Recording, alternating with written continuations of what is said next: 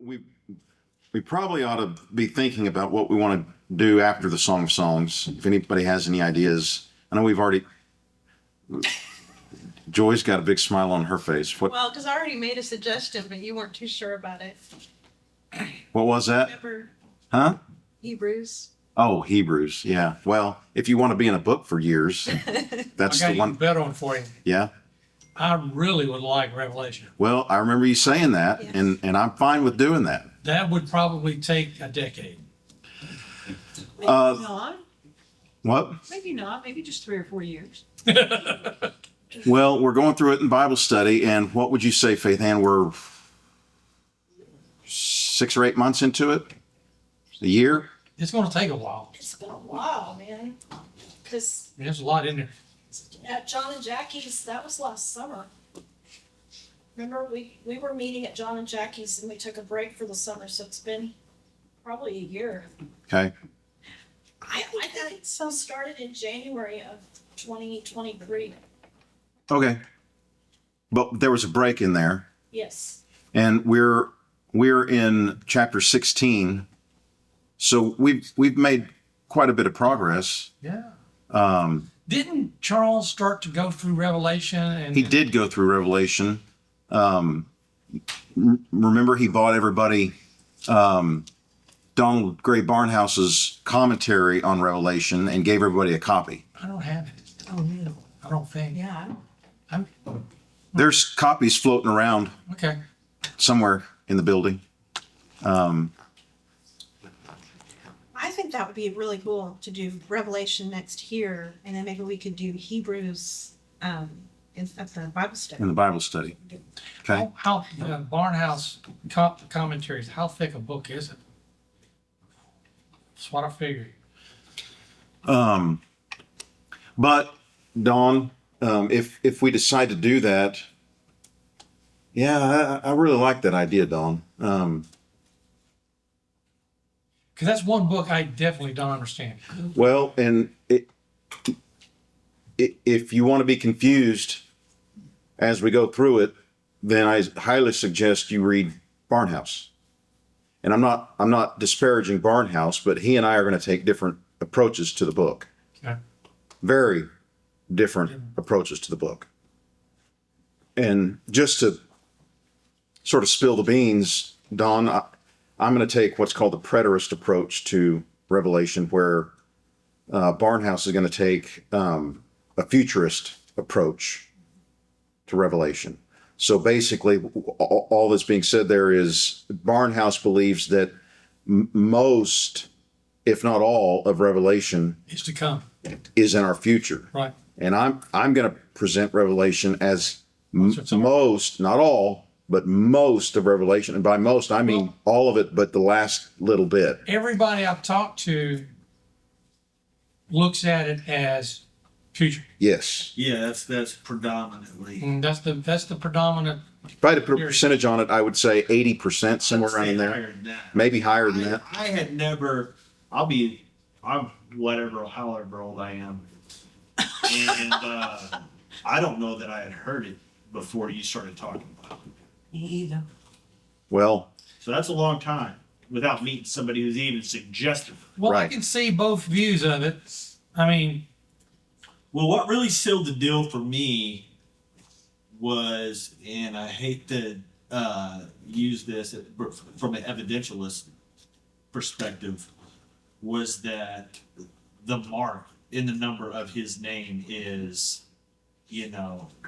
603 and that came out. And when we did that thing up there, yeah. that came out to, what was it, Caesar Nero or Yeah. something like that. I was like, oh my gosh, this really is a code. You know what I mean? It's a code for getting past the guards. yep. Yep. And it certainly was easy for me to be real dismissive of Revelation and prophecy, end times type stuff throughout the majority of my Christian life, as well. None of that stuff really matters. Maybe it'd be interesting. Maybe it'd be, it's part of the Bible, so probably we should study it. But justification by faith alone, That's the place where you need to spend your time. And the big meaty doctrines of the Bible is where we should spend our time. But not to the exclusion of end times. And the reason for that is because whatever position you take of the end times will affect the way you live your Christian life. And I didn't know that.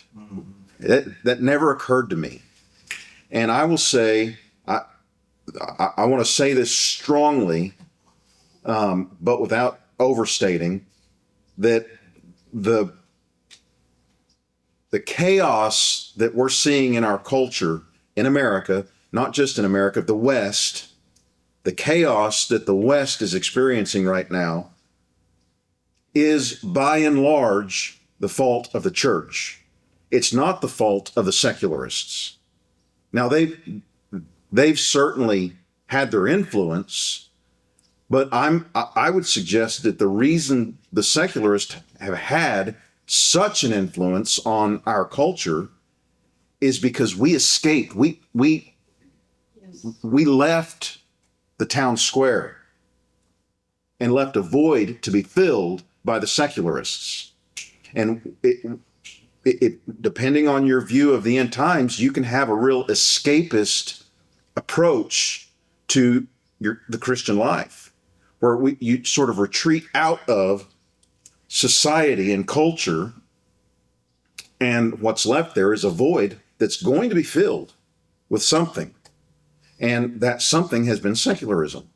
And so what I want to suggest, and if we ever get to Revelation, is that the church has a calling to go out and spread not just the good news of salvation through Jesus Christ, yes, that, but the implications of that as well. And that should spread into every corner, every nook and cranny of life. I'm sorry, Dawn and Bo had your hands up. Oh, no, I'm fine. I'll just say two things. I'll say maybe one thing, but I think that what you find is, what I found a lot is that people who don't know any Bible. I'm talking about people who don't go to church, people who don't know any Bible hardly at all, are fascinated with Revelations. It's one of the only books that they're really even familiar with. Right. And they'll read it sometimes because it is, when you read it the first time, I mean, it is, how people watch these fantasy movies and all this, crazy stuff. Like, people are fascinated with Revelations. So I think that, and also, as we all know, hardly anybody goes through it. Right? Hardly anybody is going through Revelations line by line. Wow. So my thought is that, I think it could be beneficial to go through it because so many people who barely know the Bible are interested in it. And it's not like we're putting out a flashy sign out here, you know what I mean, to attract people, but we're reading stuff that's actually in the Bible, explaining it, you know what I mean? And it might bring people, or people might, listen, be like, hey, I'm interested, people doing YouTube search on Revelations. One of our stuff comes up, and then they start hearing, stuff about Revelations, but also doctrine, sound doctrine of the gospel of Jesus Christ, so. Yeah, I agree with all that. Dawn. I know we need to get in Song of Solomon, but I wanted, from what he said on one of his comments, doesn't most of the people who are not Christian, that are secularists and stuff like that, when they read through Revelation, and one of the things that interests them about Revelation is they look at it as another fantasy movie. Mm-hmm. They don't look at it as, this is serious. Dawn, I think there are a lot of them that actually do take it seriously. Do that? Well, sorry. Go ahead. So we're having a whole conversation here, but the thing is that book, specifically that book, permeates our society. it permeates our society. And you'll see like in movies, you know what I mean? Like they're always talking about like seventh seal, or you know what I mean? There's all these things that are revelation, you know, that are anchored in revelations. And it gives them power. It gives these movies power. Right. You know, to be anchored. So that's what another reason why people are interested in it, because it really is. That book is pervasive throughout our society. Yep. And I don't want to, you know, I mean, is the camera rolling? Yeah. All right. Well, the Great Tribulation, you don't have to be you don't have to be churched to know or to think about at times this thing that's in our future that everybody knows is coming, right? That like the zombie apocalypse movies, or all of these Mad Max type movies where there's this dystopian future that we're all going to have to go through. Everybody believes that. Yeah. Everybody believes that the Great Tribulation is in our future, and I'm suggesting that if you think that, you're going to live your life differently than if you don't think that. Right? But Don, somebody says, "Hey, your house, I know for a fact your house is going to burn down in 2 days. I know for a fact your house is going to burn down in 2 days. Move it out. Are you going to paint your house?" No. Why? Yeah. Why would you paint your house when it's going to burn in 2 days? Why would you do any improvements to anything on your house when in 2 days it's going to burn? Well, that's what believing the Great Tribulation is in our future, and maybe our immediate future, right? That's what happens to the Christian life, is you just shut down. And I think another reason too is because, you know, the word gets perverted so often, and Revelations get perverted, you know, and you don't have to look far. I mean, you can look to Israel, you know what I mean, and just the establishment of Israel and all this thing about, I mean, the word gets perverted and action gets put into place off that perversion in the world, you know, and so I think that we should try to do this as much as we can. Is clear up the perversions, present it as it was intended to be presented. Right. You know. Yeah. Well, let's do one. You want to do one? Clear up a perversion? The Yep. Great Tribulation. I know some of you have heard all this before. Great Tribulation. Turn to Matthew 24. Let's start at verse 4. And Jesus answered them, "See that no one leads you astray." All this should sound very familiar. This is a very, very highly quoted section of the Bible. And it's because of the end times. People are fascinated with the end times. And here Jesus is clearly, obviously talking about the end times. And Jesus answered them, "See that no one leads you astray, for many will come in my name, saying, 'I am the Christ,' and they will lead many astray, and you will hear of wars and rumors of wars." Right? That's famous. Everybody knows that's a sign of the end times. We're going to hear about wars and rumors of wars. That's going to be a sign of the end of times. And that's what we have right now, right? Think about all the wars that are going on. And so everybody that believes the Great Tribulation is still in our future, they're saying, look, it's right around the corners. We got wars and rumors of wars. So obviously the end is near.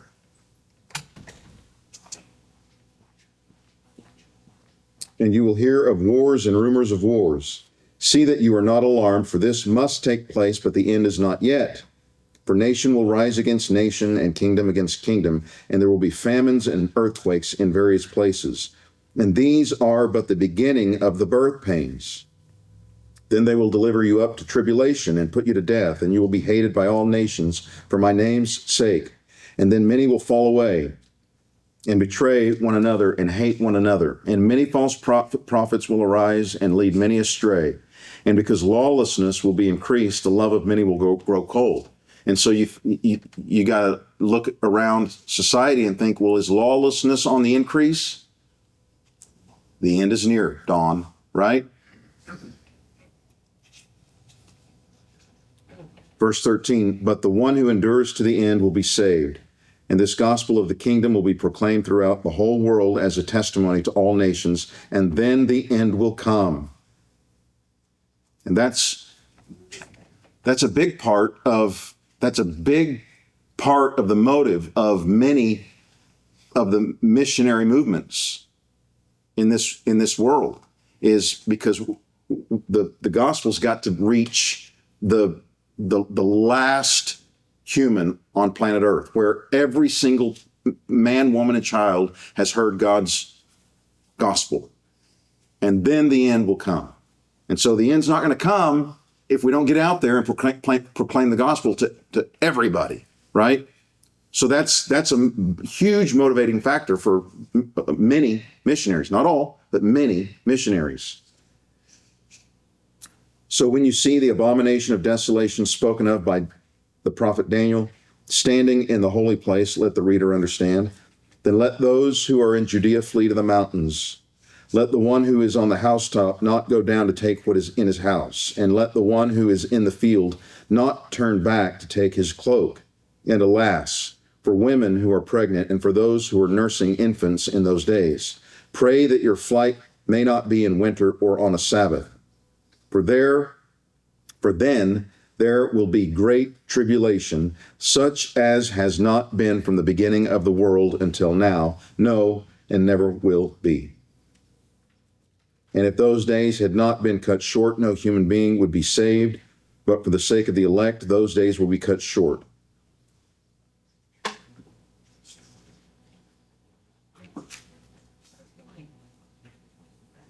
Jump over to verse 29.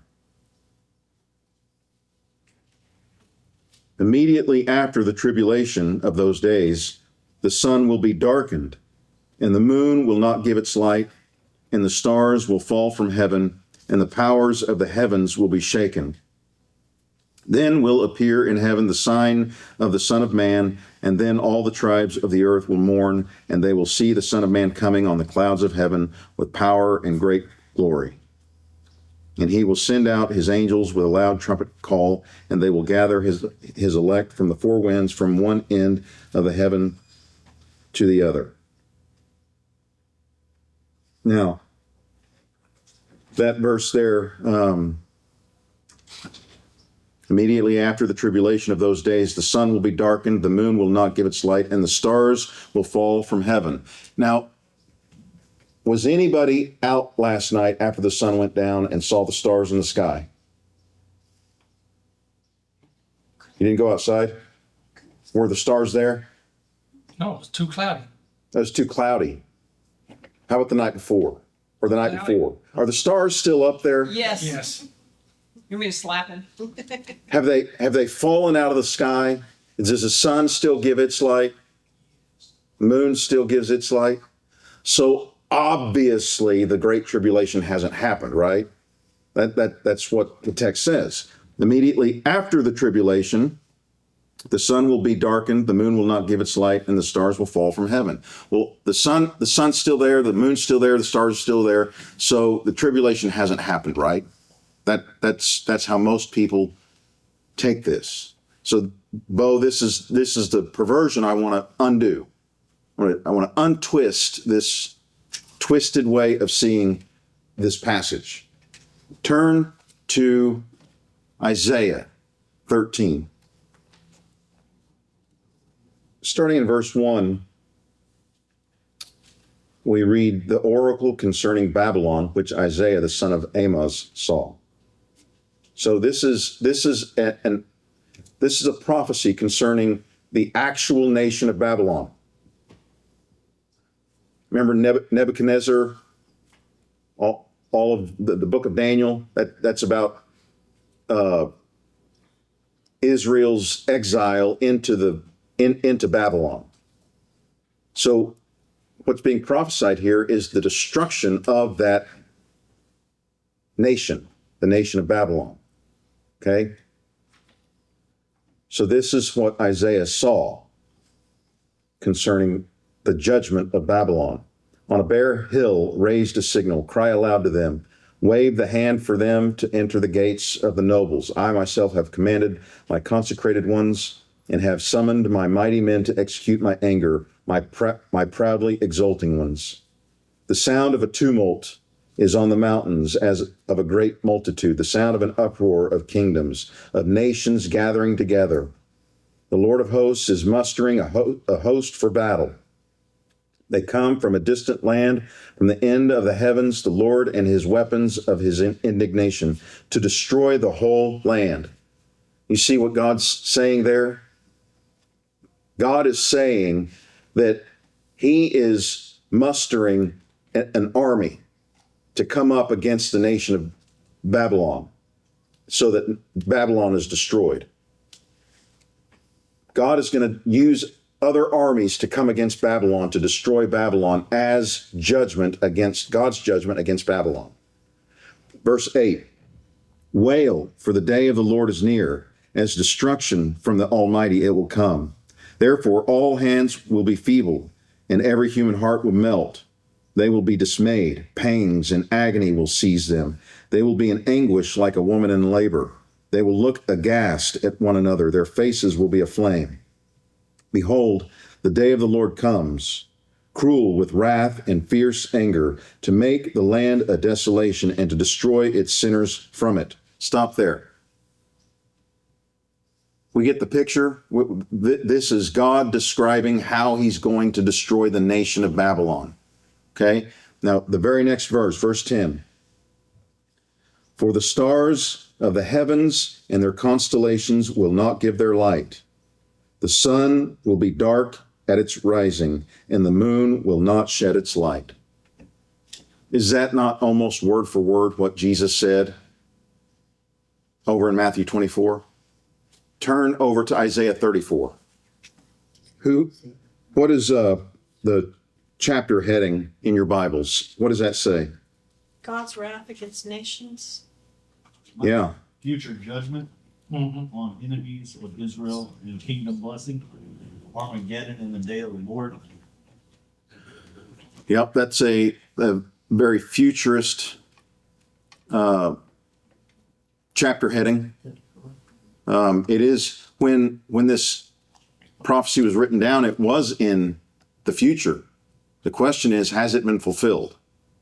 Has it already been fulfilled? Verse 1, draw near, O nations, to hear, and give attention, O peoples. Let the earth hear and all that fills it, the world and all that comes from it. For the Lord is enraged against all the nations and furious against all their host. He has devoted them to destruction, has given them over for slaughter. Their slain shall be cast out, and the stench of their corpses shall rise. The mountains shall flow with their blood.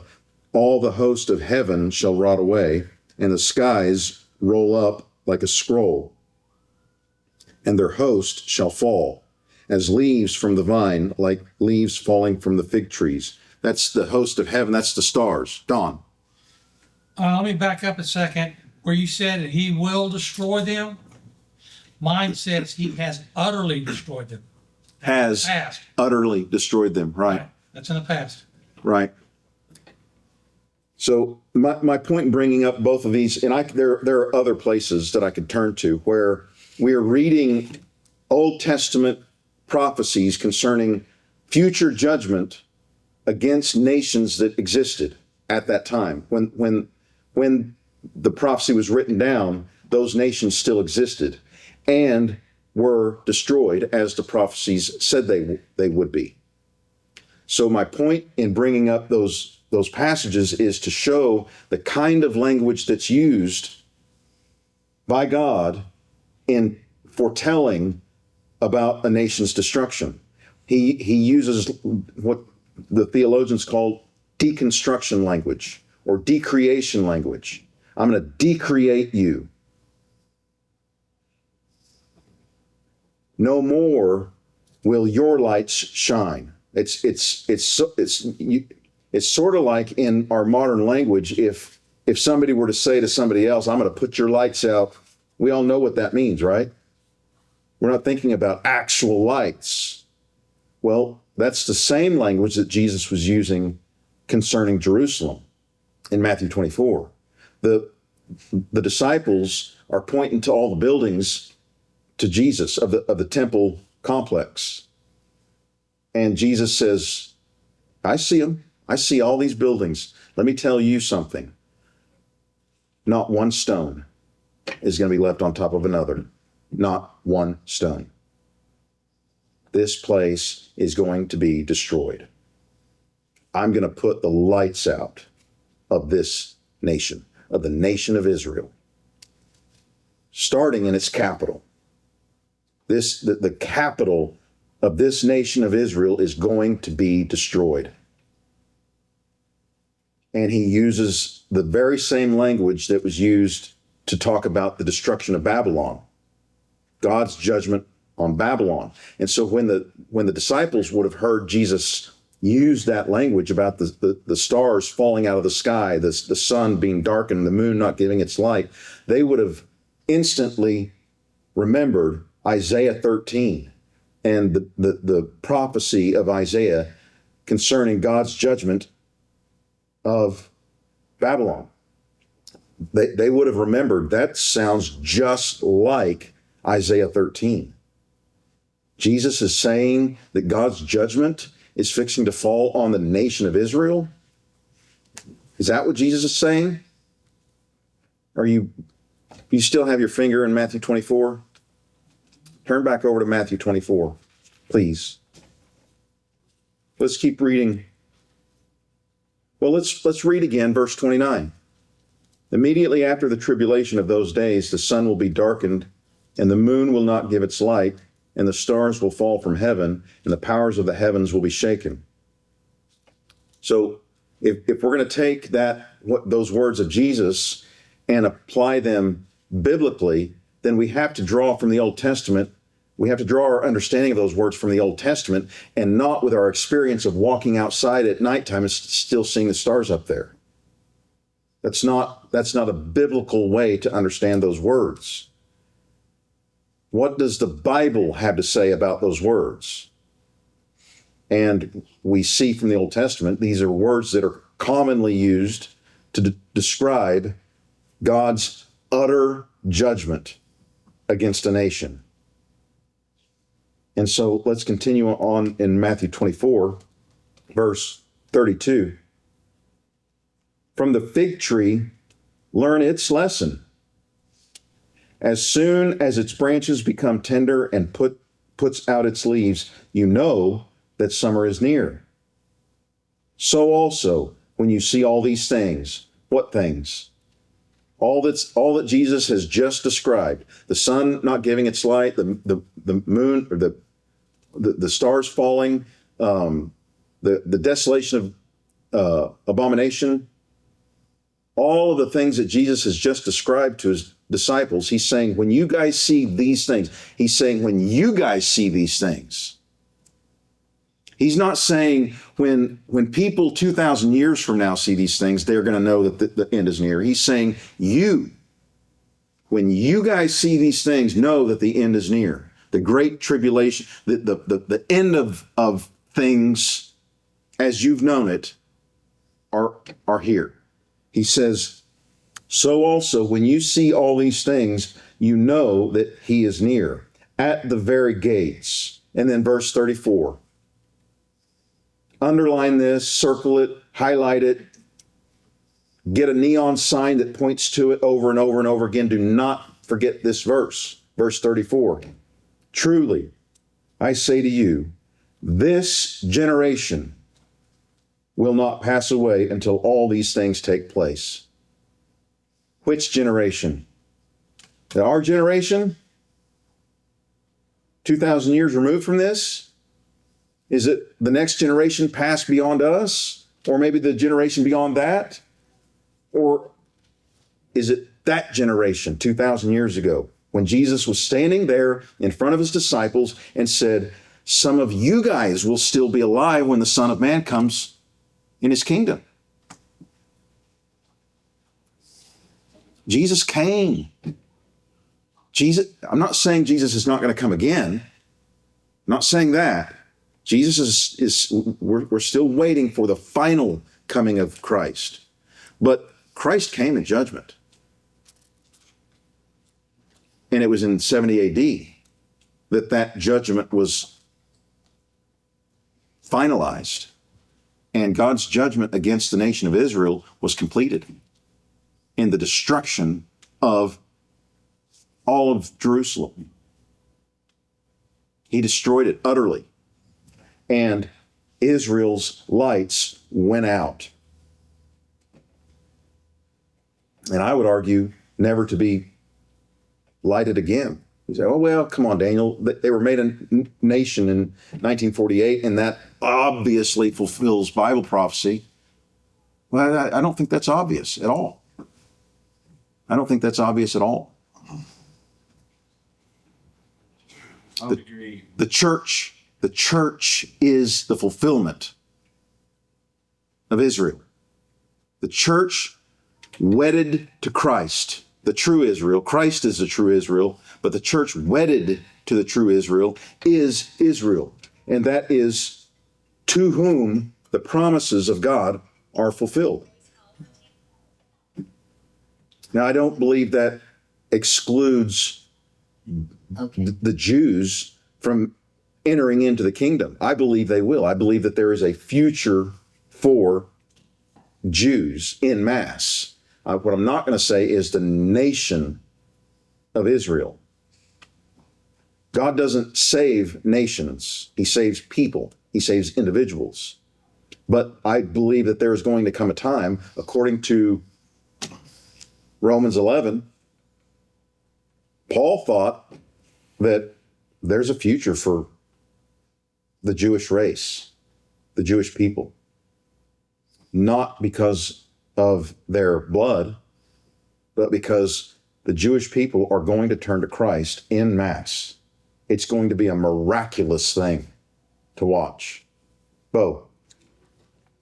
I'll just say, I do not believe that the Jews who are now in Israel fighting Hamas, that they are not from the tribe of Abraham, Isaac, and Jacob. Those are not lineage Jews from the 12 tribes of Israel. They did, I don't know if you know this, but they did some Jewish scientists did a genealogical, trying to track their genetics back to, which would be like Palestinian, like the genetic genome would be the same as like Palestinian because it was around that. And 90% of those people came from southern Russia, Khazars, Cossack Jews. And I think to me, that makes a big difference because the first covenant was made with the tribe. It was a lineage. It was a birthright deal. The Jews was a birthright thing. And so from my understanding, like just somebody who adopted the Jewish religion for whatever reason, I don't see them as being in the fold in that. They were included in the covenant. Even Gentiles who became who are the proselytes. They were included in, and that's why I would argue that the promises to Abraham, Isaac, and Jacob were not ever because of blood or DNA. It appeared like that to them. That's what they wanted to claim, and that's why they were so exclusive. But I'll have to find it, Bo. But I can point to a passage where the Gentiles were intended to be included in those promises and were. Gentiles. Yes. People of a different ethnicity could be included in those promises. I don't think it ever was a bloodline thing. I think it was turned into that. Okay, I don't. This is just a peripheral thing I've been thinking about here. I don't want to get off the message, but we can get into it. Well, let me ask this question, and maybe we can just toss this around the room for the remaining time. We'll get into the Song of Songs, not next week, because we got our Hebrews study next week. We'll look at Hebrews next week, and then we'll try to get into the Song of Songs the following week, and we'll have a good long run of Song of Songs, trying to make some progress. My hope was to get through the first scene of Song of Songs this morning, which would end at chapter 2, verse 7. That's kind of the end of the first scene. But we can do that in 2 weeks. But let me ask this question, because I think this is an important question to think about for Christians. This is a question that I wish more Christians were thinking about. This is a question that I think about when these Bible prophecy, quote unquote, experts, when they do their fear mongering, and it infuriates me. This is one of the questions I think about. If what we just read, if Jesus' words were true, let's start there.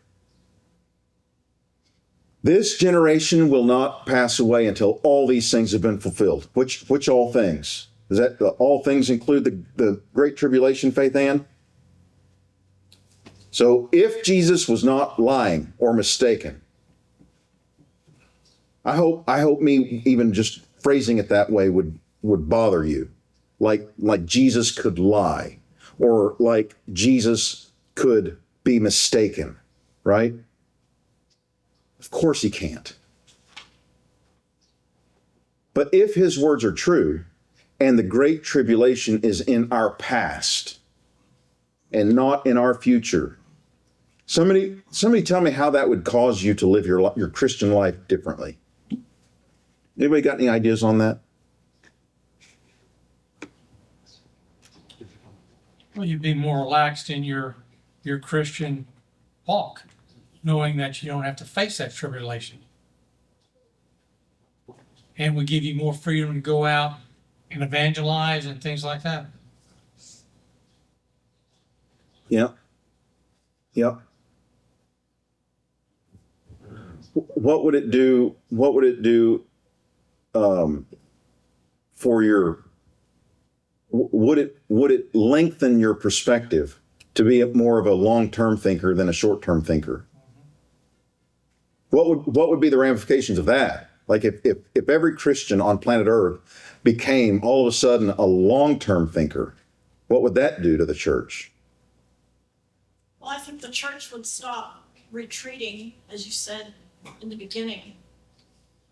And I think the idea that the world is going to become more and more Christian, that's part of in the Bible study that was brought out. That's game-changing kind of thinking. It's more emboldening. It's more empowering, and I've heard that. I mean, I thought that it was a month away. The Great Tribulation and Armageddon. I thought it was a month away for like 20 years of my life.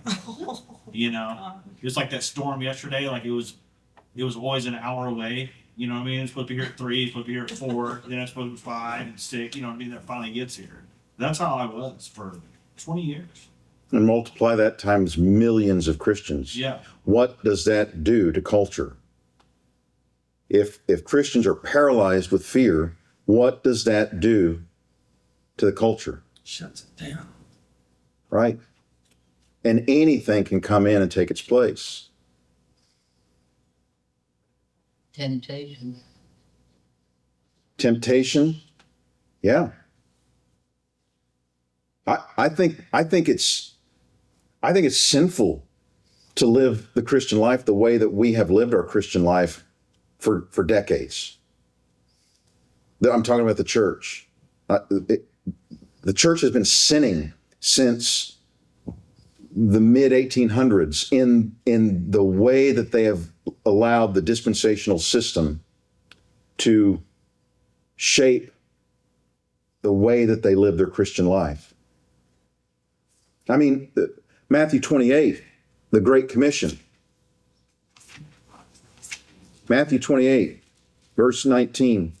How about verse 18? And Jesus, this is right before Jesus ascends into heaven. Matthew 28, let's start in verse 18. Jesus is there, he's got his disciples gathered together, and he says to them, all authority in heaven and on earth has been given to me. Go, therefore, and make disciples of all nations, baptizing them in the name of the Father and of the Son and of the Holy Spirit, teaching them to observe all that I have commanded you. And behold, I am with you always to the end of the age. Now, this is a great commission. Those are Jesus' words. That's a command. It's a clear command of Christ to go and do, to therefore go and do. And so we go and do, right? We obey in whatever small ways that we can to go do this, to go obey this command of Christ, to make disciples of the nations. Tell everybody, right? But if the world is going to hell in a handbasket, if tomorrow is going to be worse than today, and the day after that's going to be worse than that, and the day after that's going to be worse than that, and it's just a downhill spiral, a downward spiral, things are just going to get worse and worse and worse and worse. Aren't you a little bit at least confused by that? That Jesus would send us out on a mission that is going to fail? And might that confusion even cross over into being a little bit upset with Jesus? Jesus, I want to obey you. I want to obey, but you're sending me out to go do something that's going to fail, and you know it's going to fail? I don't understand. I don't understand that. Why would you do that to us? That's what you have to believe. That's the conclusion you have to come to. If the Great Commission, if Christ sending out the 12, and then the 12 sending out others, and those others sending out others, if that's ultimately doomed to fail, why? Why would you do that, Jesus? But could it be that Jesus didn't send us out on a doomed mission? What if he sent us out on a mission that was guaranteed to succeed? Why? He says, I am with you always. It's going to succeed because he's with us. He's going to see that it succeeds. And now all of those promises in the Old Testament that the nations are going to just flood to Christ, that now makes sense. Do you remember the temple in the latter chapters of Ezekiel, where the angel is showing Ezekiel around the temple, and he shows him the front door of the temple and the threshold, and a tiny little stream is flowing out of the temple? Does anybody remember that? The little stream is flowing under the threshold of the door of the temple. And they walk a bit further away from the temple, and it turns into a creek. And then it's a kind of a river. And then it turns into a river that you can't cross. That's a promise. That's a promise that this thing is getting bigger. This thing is going to turn into what God told us it was going to turn into. Do you remember the prophecy of the small stone that was carved without human hands that comes and smashes the great statue of all the different nations, and then it smashes that statue, falls to pieces, and it gets blown away. And what happens to that little stone? Remember? It starts to grow into a huge mountain that fills the earth. That's Christianity. That's Christ's kingdom. That's happening. The little mustard seed, Christ said, Matthew 13, I think, Christ said the kingdom is like a little mustard seed. What? It's tiny little seed, and yet you plant it and it grows into this massive tree.